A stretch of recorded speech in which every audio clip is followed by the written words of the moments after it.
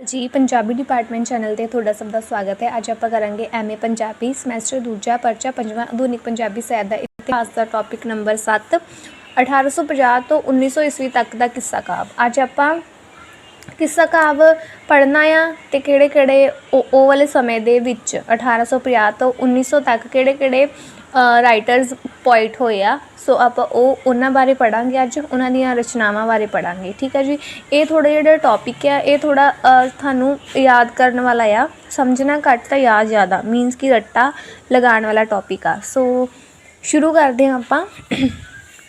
सब तो पहला तो हैगा 1850 तो 1900 तक का समा पंजाबी साहित्य के इतिहास में अपनी एक अलग पहचान ते महत्व रखता है। इस काल के शुरू होने तो कुछ समा पहला पंजाब विच राजसी पद्धर ते एक विशेष परिवर्तन आया। इत्थे सिख राज स्थापित हो गया। सन 1877 विच ओरिएंटल कॉलेज लाहौर विखे पंजाबी की पढ़ाई का प्रबंध किया गया। सन 1880 विच लाहौर विच सिंह सभा वालों पंजाबी स्कूल खोलिया गया। हौली हौली स्कूलों विच पंजाबी पढ़ाई के उद्यम होण लगे अते लड़कियां लई स्कूल कॉलेज खोले जाण लगे। इन्हां सारियां गल्लां नाल इस काल विच पंजाबी साहित्य की रचना हुई। सो तुहानूं इन्ना पता लग गया कि पंजाबी साहित्य की रचना बारे इत्थे दस दिता है। ठीक है, किद्दां किहड़ा पड़ा आया ते किद्दां हुई। ठीक है जी, किद्दां स्कूल कॉलेज खुले वो इन्हें दसिया आपां इत्थे। इस काल विच रचे किस्सा काव्य दा सर्वेखण ते मुलांकन असीं हेठां लिखे अनुसार करदे हां। सर्वेखण करांगे हुण जो किस्सा जिहड़े किस्सेकारां वल्लों किस्से लिखे गए आ ओह वाला आपां देखांगे। मियाँ मुहम्मद बख्श आ सब तो पहलां किस्साकार। मियाँ मुहम्मद बख्श का समा 1829 तो 1904 ईस्वी स्वीकारिया गया है। उसका पिता मियाँ शमशदीन शाह गद्दीदार सी। उस दियां एक दर्जन तो वध रचनावां दा पता लगता है, जिवें सैफुल मलूक, शीरी फरियाद, सोनी महिवाल, गुलजारे फकर। ਇਹਦੇ ਵਿੱਚ ਅਸੀਂ सिर्फ इन्ना लिख सकते हैं शीरी फरियाद, सोनी महिवाल ते गुलजारे फकर। बाकी सानू याद भी नहीं रहने वाला। सो एक मंसूर ते किस्सा शेख सानिया ये लिख सकते हैं। ठीक है जी, ये तुसी 3-4 कर लो। इस तो बिना इस कवि दियां कुछ गज़लां, सहरफियां ते दौरे भी मिलते हैं। उस दियां सारे रचनावां विचों सैफुल मलूक नूं सब तो उत्तम अते कवि दी शाहकार रचना मन्निया गया है। इस किस्से दे 1928 बंद हैं। इसका विषय कुछ हद तक सूफी रंगन भरिया है ते इस विच एक तरह की रूपात्मकता भी सिरजी हुई है। इस दे हर एक प्रसंग तो पहला फारसी में सिरलेख या प्रसंग संकेत भी लिखे मिलते हैं। इसकी भाषा सरल है पर कई थाएं उत्ते अरबी फारसी की शब्दावली वरती गई है। सो ये इन्ना करना है। ये सारा जो भी मैं हुण रीड किया है थानू समझ तो आ गया होगा, बस इन्हूं तुसी सेम एज इट इज़ रट्टा लाउणा है। ठीक है जी, ये जो टॉपिक है रट्टे वाला आ।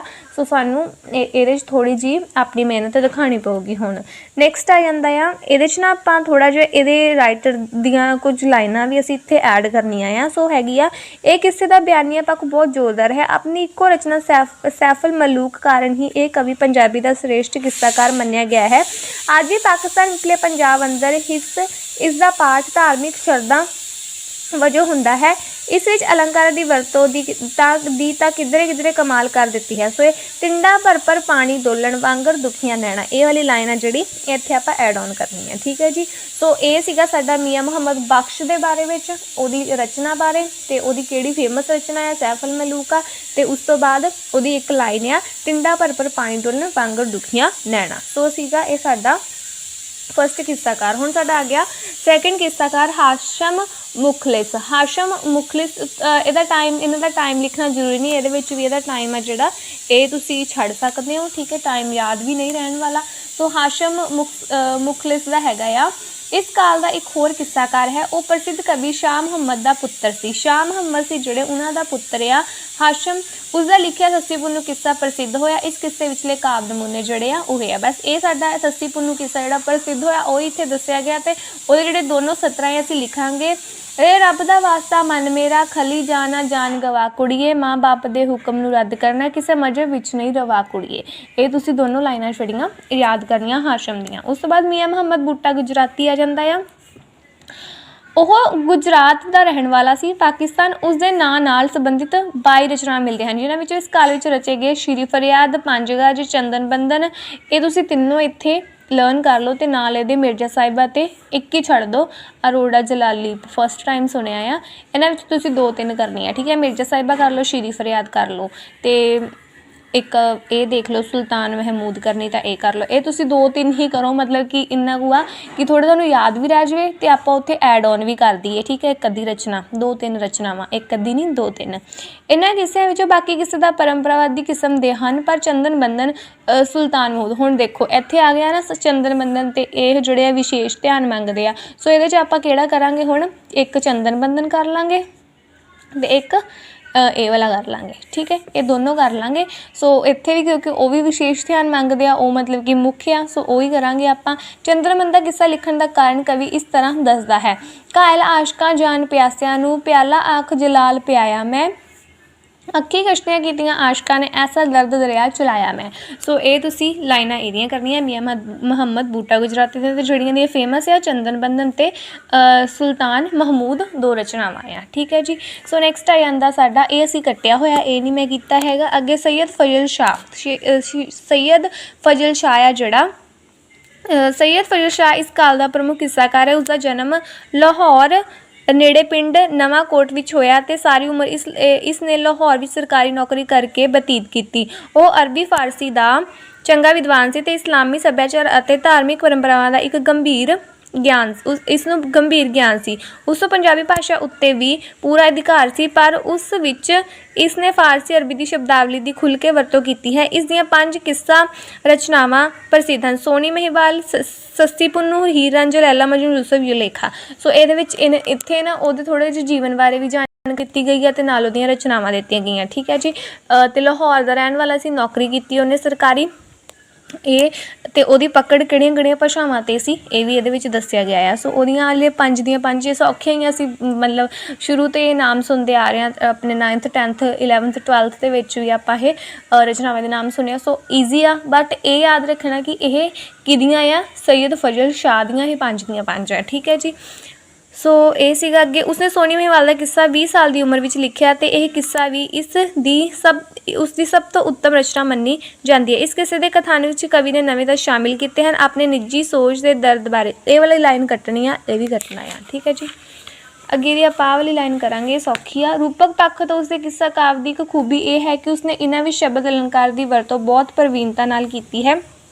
उदाहरण, तैनू ताड़दी ताड़ डिग्गी, ताड़े लग गए मेरे नैन पन्नू। ठीक है जी। ये वाला तुसी इहदे च लर्न करना।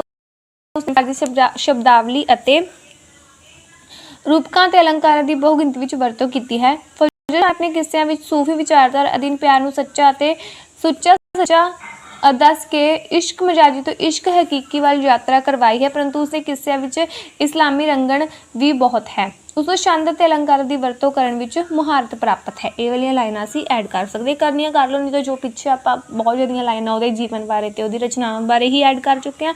अगर ये करनी तो तुहानूं याद रह सकती है, मतलब थोड़ी इत्थे इश्क मजाजी ते इश्क हकीकी की गल आए तो ये याद रहने वाली लाइन हैगी आ। सो नैक्सट आ गया आ हदायतुल्ला। लाहौर विच पैदा हुए इस कवि ने पंजाबी विच स्टेजी कविता नूं विकसित करन विच योगदान पाया। स्टेजी कविता सीगी, स्टेज उत्ते बोलण वाली कविता सी जिहड़ी उन्हां ने विकसित की। और लाहौर दा रहण वाला सी ते दर्जी दा काम करदा सी। उसने 35 विच 11 तो उपर सहरफियां ते कोई दौड़े मुआयात ते मदा लिखे। ये तुसी याद कर लियो, क्योंकि बाकी सब कवियां दी की आ कि उन्हां दे जिद्दां कि रचनावां आ, किस्से आ, इहदे च ये वाले दौड़े ते 12वां सहरफी की अलग जी चीज़ आती है। सो ये भी याद रखना जरूरी है। रख भी हो जाना हदायतुल्ला दी की आ किस्साकारी तो इलावा उन्होंने मुयात मदा 12वां ये लिखे, असीं इनू एक अलग तरीके दे नाल याद रख सकते हैं। उसकी कविता विच इश्क हकीकी और इश्क मजावी दोवें रंग वेखण नूं मिलते हैं। डॉक्टर जग्गी अनुसार जिथे वह अपने निजी बिरहों नूं चित्रदा है, उत्थे इश्क का रंग मजाजी है।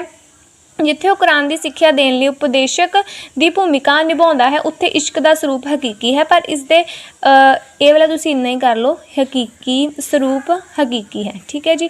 बाकी आप लाइनां ऐड कर सकते हैं।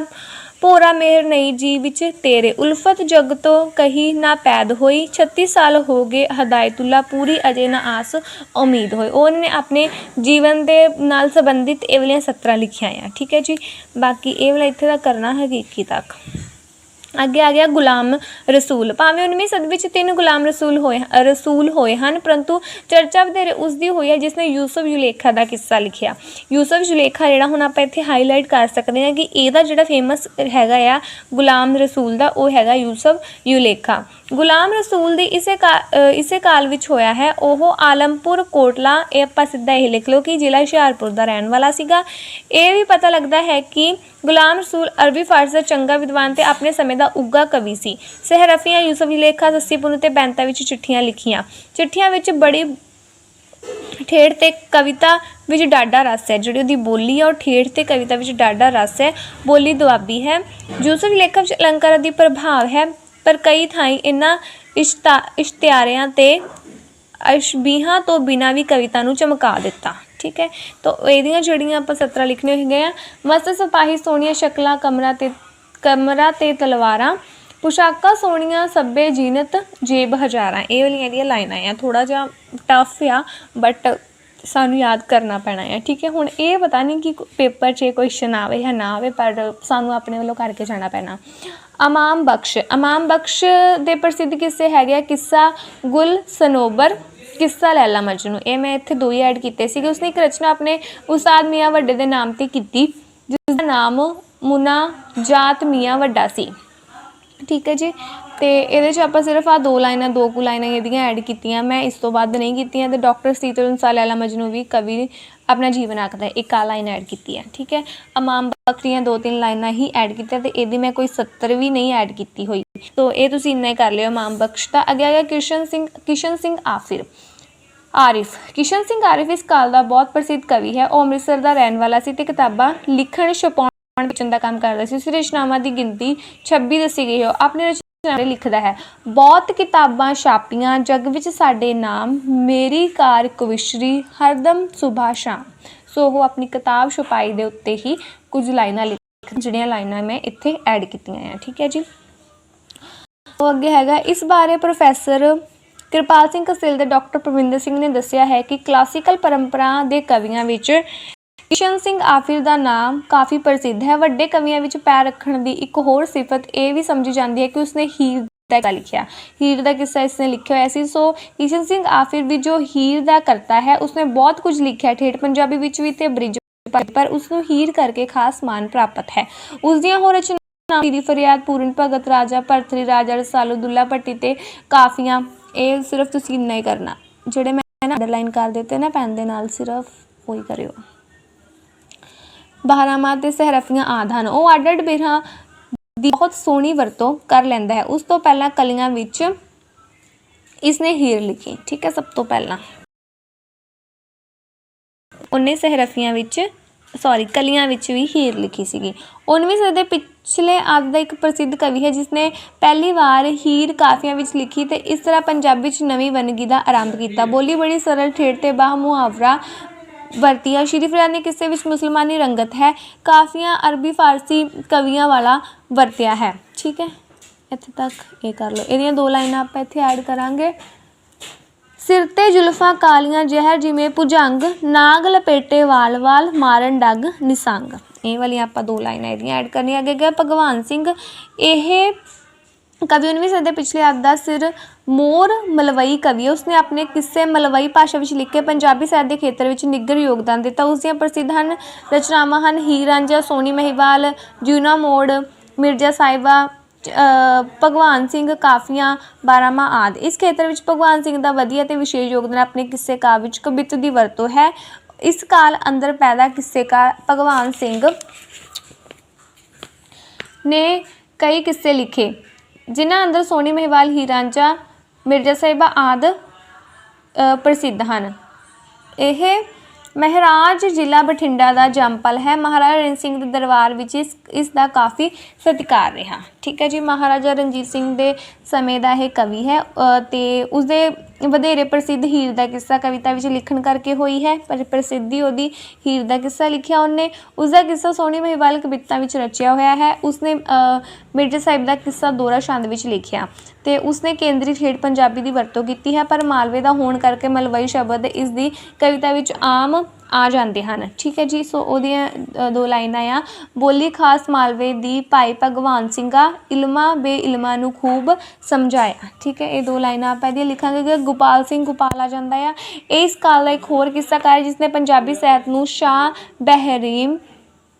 ਬਹਿਰਾਮ ਕਿੱਸਾ ਯੂਸਫ ਜੁਲੇਖਾ ਕਿੱਸਾ ਸੱਸੀ ਪੁੰਨੂ ਆਦਿ ਦਿੱਤੇ ਹਨ।